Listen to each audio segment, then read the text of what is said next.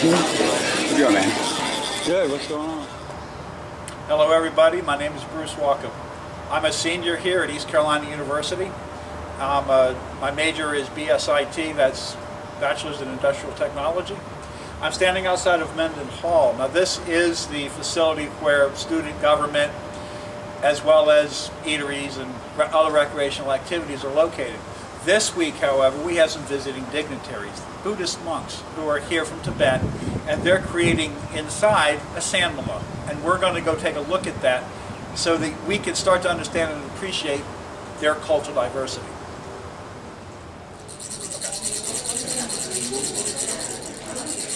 Here, we observe the monks working together on the Sand Mandala. We see the mandala here less than a day after the monks have started it. Notice how close, tight, and intricate the details are. Even at this stage, it is traditional to work from the inside out as demonstrated here.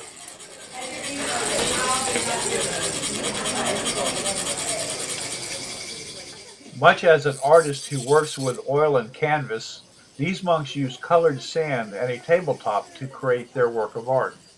I'm not wearing socks.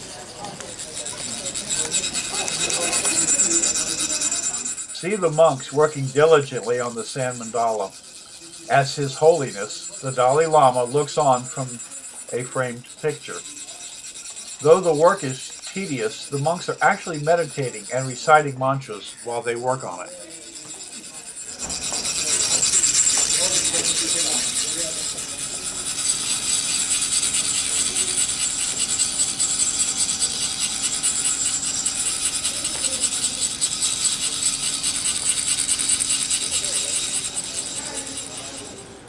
A moment and notice how intricate the detail is, not only in the patterns that have already been created, but on the new ones that they are still creating.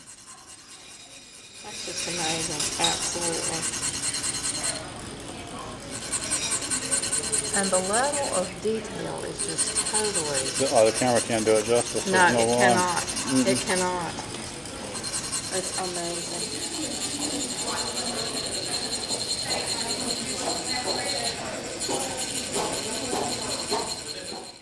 People with whom I discussed the representation of the mandala with gave varying comments to what they felt it represented.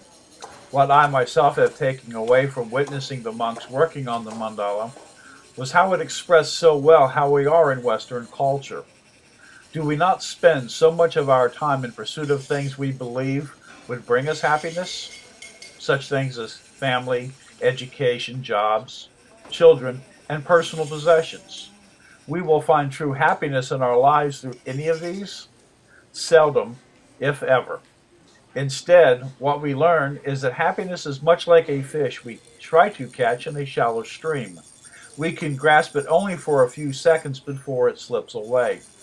Just about the time that we think we should be content with our lives are suddenly over, often in the same manner in which they began, abruptly.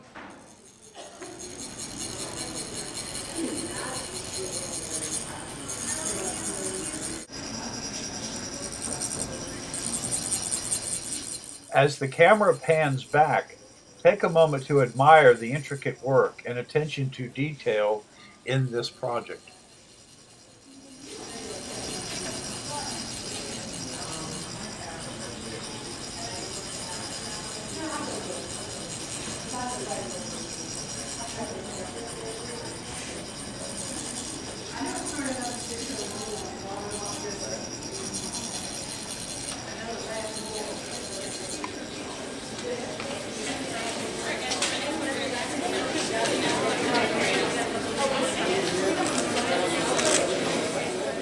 Here, the project is now nearly completed. If you listen to the crowd, you can hear Menden Hall now starting to fill with anticipation. The Sand Mandala is nearly completed. Look at how magnificent it seems. It is interesting to note that a completed mandala has a life expectancy of only about an hour. The monks will destroy it themselves, but only after a very colorful and ceremonious ritual.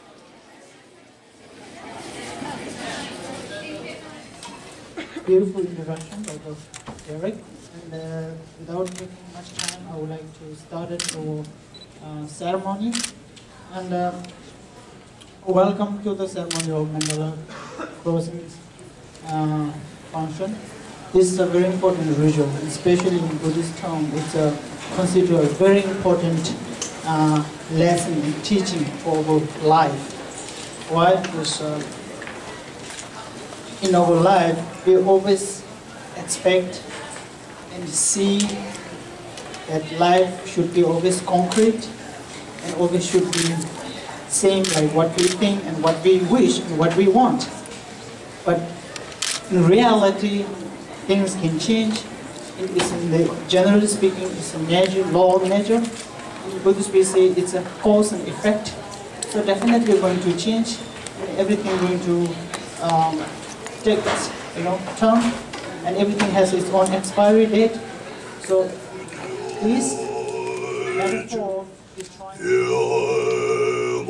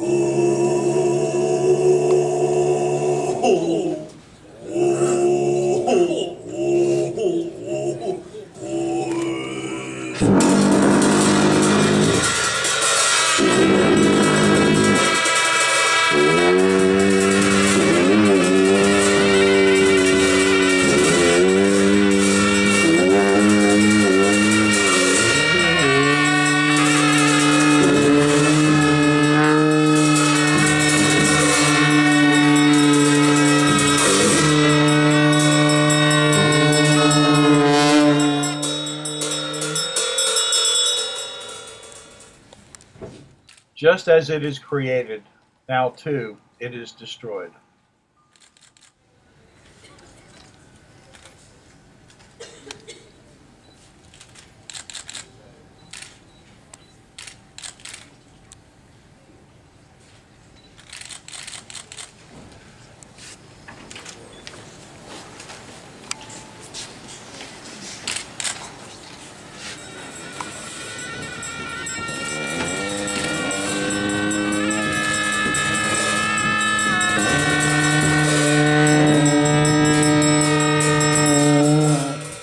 Fitting into the week-long project, the remains of the mandala are now cast into the Tar River at the town common, and it disperses out downstream in hopes that it blesses and heals the world.